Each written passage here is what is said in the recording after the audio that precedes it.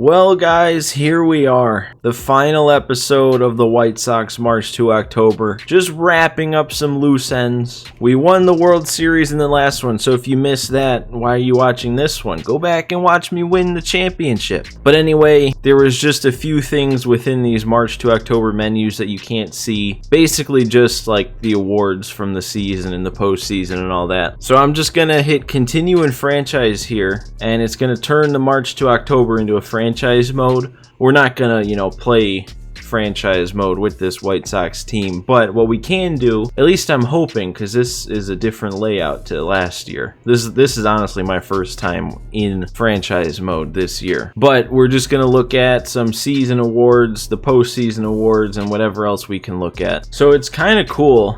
If I wanted to, I could go back and view the box score of any game we played at any point. Like, we beat Kansas City 12-0. I don't remember if I played in this game or not, but I mean, there's the stats for it. I don't know. I find that kind of cool. But the only reason I came to this screen was to see if we can look at the All-Star game to see who all of the All-Stars were. But just like years past, it must not actually simulate that game within March to October, because we can't go back and look at the All-Star game box scores or anything.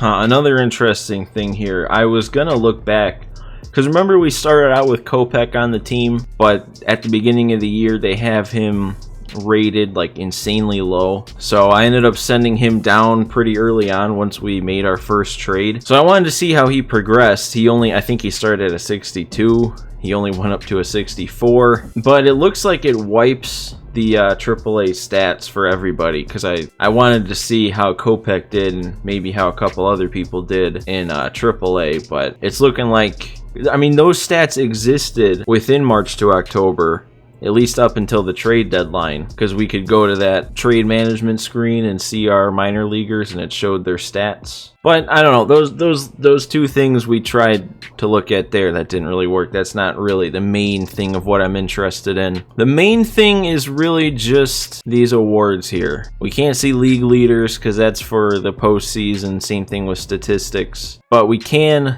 look at the season awards. So first, looks like we can see players of the month, so let's look at that just out of curiosity. So for the month of April we had Vaughn as the rookie of the month, and then for the month of May, nobody. For June, Giolito was the pitcher of the month, and then Vaughn was just straight up player of the month. Wow, I would not have expected that. He batted .425. I guess we can't see splits in the month of June, but he batted .425 in June. Only 4 homers and only 80 at-bats. I'm kind of surprised that's good enough to win Player of the Month. So, man, he won Player of the Month, and they left him off the postseason roster. Makes sense. Giolito went 6-0 in June. We had a clean sweep in June. And then July, Vaughn, once again, Rookie of the Month. And then August, Dustin May, we had a clean sweep again. May was pitcher of the month, .89 ERA in 5 games, going 5-0.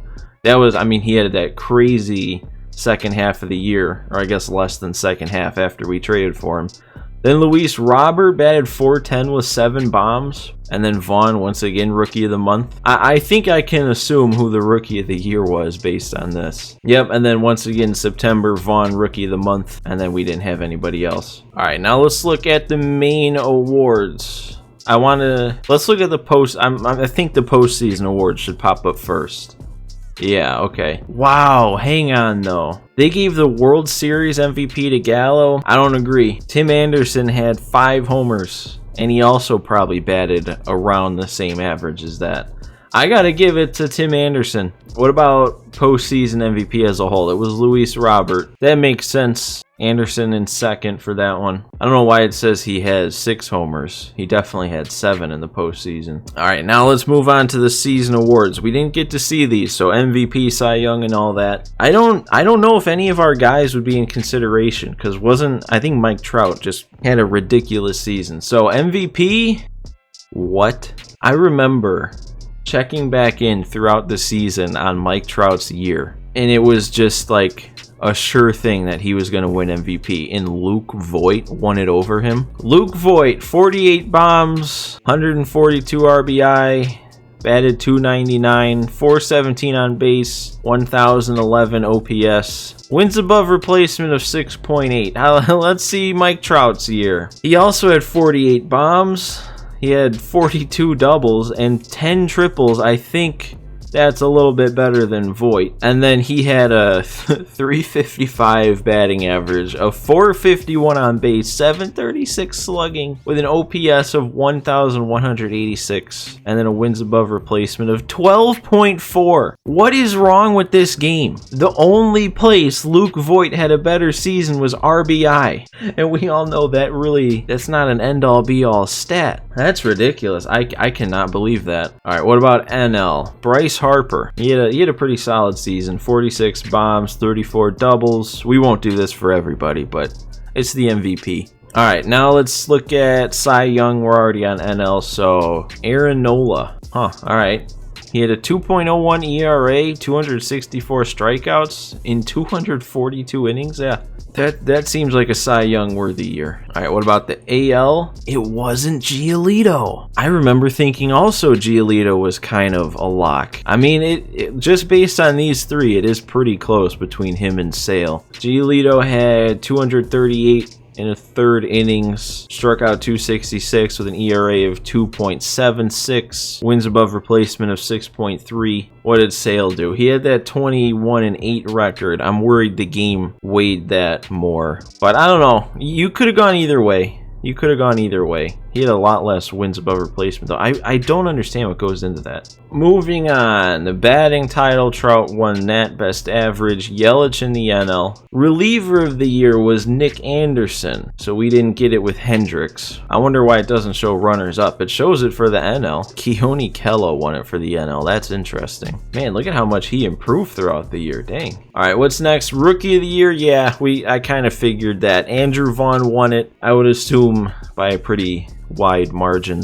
And then the NL was Luis Oviedo. All right, a 60 overall relief pitcher. Wow, the NL must not have had many options. Hank Aaron Award goes to Mike Trout. We need to give more credence to the Hank Aaron Award. That's basically what should be the hitter version of the Cy Young. It's not Cy Young and MVP. It should be Cy Young and Hank Aaron Award. I don't know, that doesn't matter. Bryce Harper won it for the NL. On to the Gold Gloves. I'll go through these quick. We'll just see if we got anybody. Gold Glove pitcher, no. Grandal runner-up for catcher. First base, Abreu runner-up. Man, if they have identical fielding percentages, how does Abreu not get it? He had like 100 more putouts. All right, second base, Madrigal was a runner-up. Oh my gosh, are we just gonna get all the runner-ups? Third base, all right, finally we didn't have Moncada, but Vlad, he must have been playing first base all year because he has 849 putouts. Shortstop, no Tim Anderson. Left field, center field, wow, no Luis Robert. And then right field, we had Gallo come in third. So no Gold Glove Award winners for us. What about Silver Slugger? DH, no. Catcher, we got Grandal to win it with his 20 bombs, 285 average. First base, Abreu came in third. Second base, nobody. Third base, Moncada came in third. Shortstop, Anderson came in third. Luis Robert came in second for,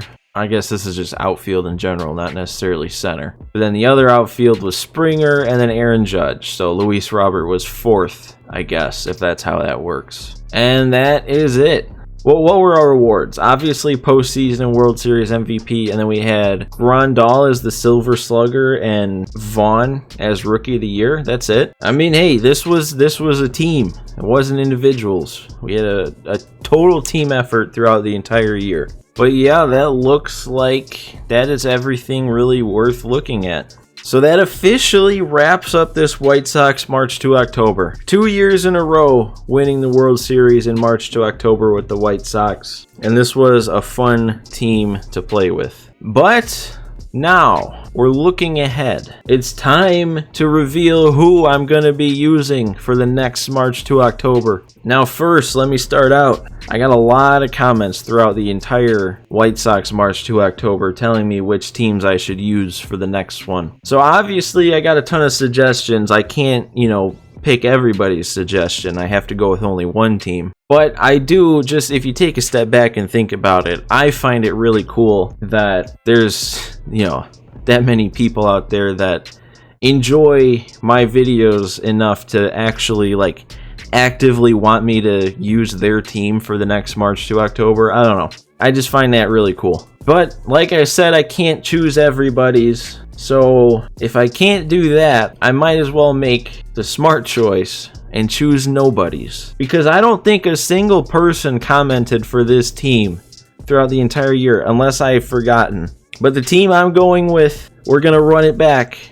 The Milwaukee Brewers. I got the itch, man. The Brewers, it's easy to forget, but until last year, I would have said them and the White Sox were both my favorite teams. And look at the top left corner. When I made my PSN when I was 10 years old, I liked the Brewers enough to name myself Brewers Fan 10. And the Brewers were the first team I did on the channel for March to October. So I just wanted to run it back, man, especially with how good they're playing in real life this year when I really didn't think they would. So that is the plan, the Milwaukee Brewers. Hopefully nobody's too upset. And depending on how that goes, man, and how quickly we get through it, I might do more March to Octobers. I might do, 3, 4, maybe 5 total. Who knows? So make sure, if you're not subscribed to the channel, you subscribe to the channel so that you can see that Brewers March to October. Because I've said this already, but I don't fully trust the YouTube algorithm to show people a new